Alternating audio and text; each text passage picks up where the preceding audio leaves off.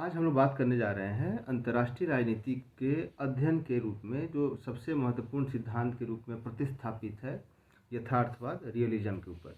खास बात यह है कि यह जो वीडियो होगा यह हिंदी और इंग्लिश दोनों ही माध्यम में होगा। और इससे पहले भी जो यथार्थवाद पे कुछ वीडियो बने हैं हम उसके लिंक को भी इसके साथ पेस्ट कर देंगे ताकि आप उन सबको एक साथ देख के आप इसको अच्छे से समझ सकते हैं। तो अंतर्राष्ट्रीय संबंधों के अध्ययन के भीतर जो राजनीति विज्ञान के प्रैक्टिशनर्स हैं, जो राजनीति विज्ञान के विचारक हैं, वो कई विचारधाराओं को समझते हुए उसकी व्याख्या करते हुए अक्सर खुद उनकी ओर आकर्षित हो जाते हैं। और ये जो सिद्धांत हैं, चाहे वो उदारवाद का हो या मार्क्सवाद हो, रचनावाद हो, इन सभी में से कोई ना कोई एक सिद्धांत ये हो सकता है। तो अंतर्राष्ट्रीय संबंधों में जो यथार्थवाद है वह आज भी सबसे प्रभावशाली सिद्धांतों में से एक है। अब यथार्थवाद क्या है और अंतर्राष्ट्रीय राजनीति के अध्ययन में इसका इतना प्रभुत्व क्यों है, इसके इतिहास और इससे संबंधित जो विद्वान हैं, आज हम लोग उसी के बारे में चर्चा करेंगे।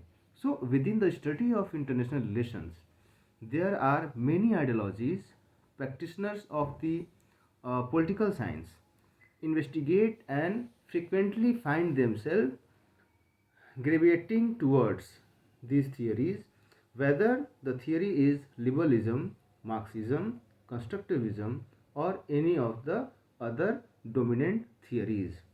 Realism in international relation is still one of the most dominant. What is realism and why does it continue to maintain its dominance in the study of international relations? What is the history and who are the most famous realists? तो यथार्थवाद क्या है? द्वितीय विश्व युद्ध के पश्चात यथार्थवाद के विचार का जो सबसे महत्वपूर्ण बात यह है कि इसको सबसे महत्वपूर्ण स्कूल ऑफ थॉट माना गया और 21वीं सदी की राजनीति में भी ये कहीं ना कहीं मौजूद रहा है।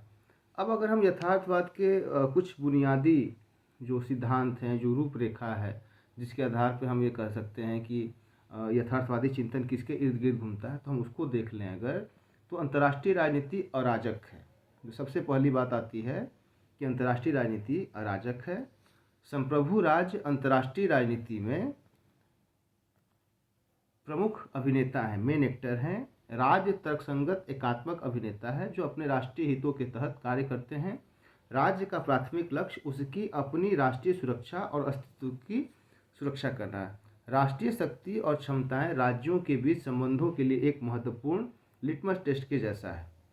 So what is realism? Since World War II, realism has been considered the most dominant school of thought, and it remains an ever-present in 21st century politics. The theory of realism possesses 5 basic outlines. International politics are anarchic. Sovereign states are principal actors in international politics.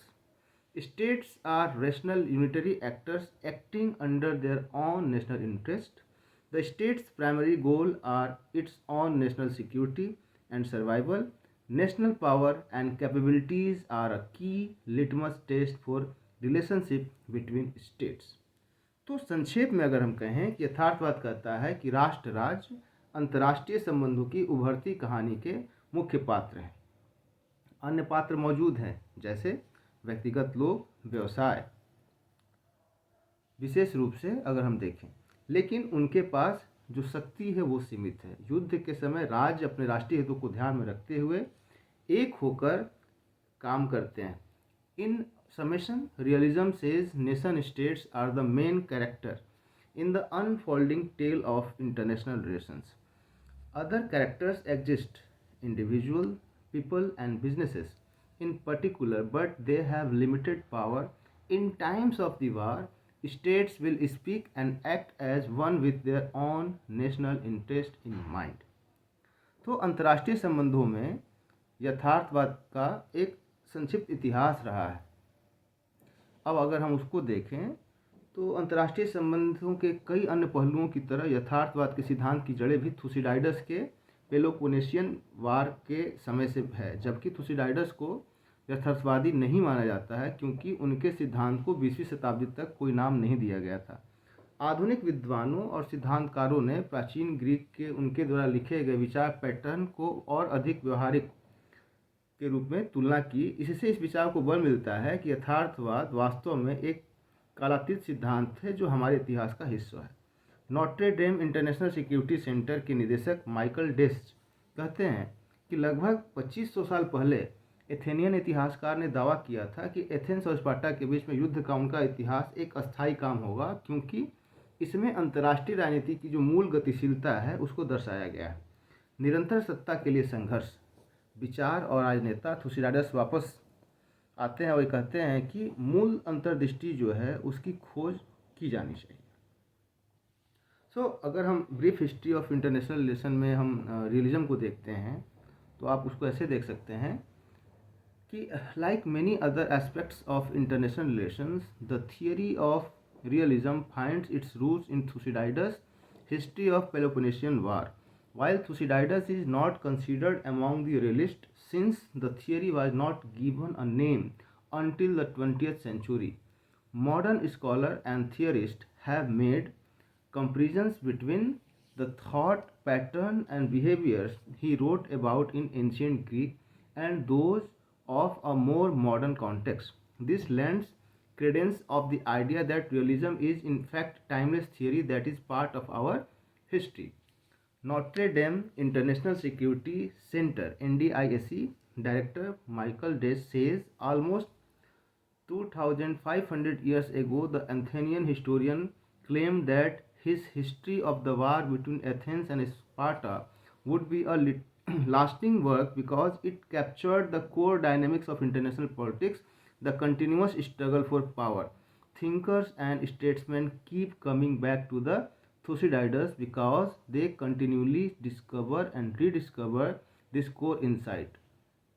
थुसिडाइडस के कुछ समय बाद दुनिया में एक अलग हिस्से में आप देख लें अगर, तो भारतीय लेखक जो हैं चाणक्य, उन्होंने अर्थशास्त्र लिखा और यह एक राजनीति के विज्ञान के रूप में प्रसिद्ध पुस्तक है। इसमें चाणक्य ने कहा कि एक राजा का मुख्य लक्ष्य क्या है, अपने राज्य की शक्ति बढ़ाने, अपने साम्राज्य का विस्तार करने और अपने शत्रु को नष्ट करने के लिए। उन्होंने कहा किसी को ना तो रूढ़िविहीन होकर समर्पण करना चाहिए और ना ही मूर्खतापूर्ण वीरता में खुद का बलिदान कर देना चाहिए।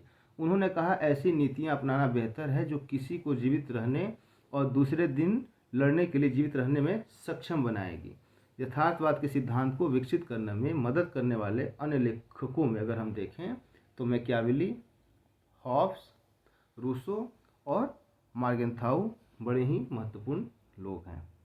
तो अगर इसको हम ऐसे देखें तो not long after Thucydides but in a different part of the world, Indian writer Chanakya Kautilya wrote a book Arthashastra, and this Arthashastra is translated as the science of the material gain or science of the polity. In it, Chanakya said that king's main goal is to increase the power of his state, expand his empire, and destroy his enemy. One should neither submit spinelessly nor sacrifice oneself in the foolhardy valor. He said it is better to adopt such policies as would enable one to survive and live to fight another day. Other writers who helped develop the theory of realism include Machiavelli, Thomas Hobbes, some extent Rousseau and Hans J मार्गेंथाउ। इन बातों के बाद अब हम देखेंगे कि मार्गेंथाउ ने किस तरीके से चीज़ों को वर्णित किया है और कैसे वो अपने 6 जो प्रिंसिपल हैं उसको सामने रखते हैं, और उसके बाद हम देखेंगे कि उन 6 जो प्रिंसिपल्स हैं उसकी व्याख्या कैसे करते हैं। तो वो सारे के सारे जो उनके प्रिंसिपल्स हैं उसको हम लोग अगले पार्ट में इसको कवर अप करेंगे। तो आज के लिए इतना ही।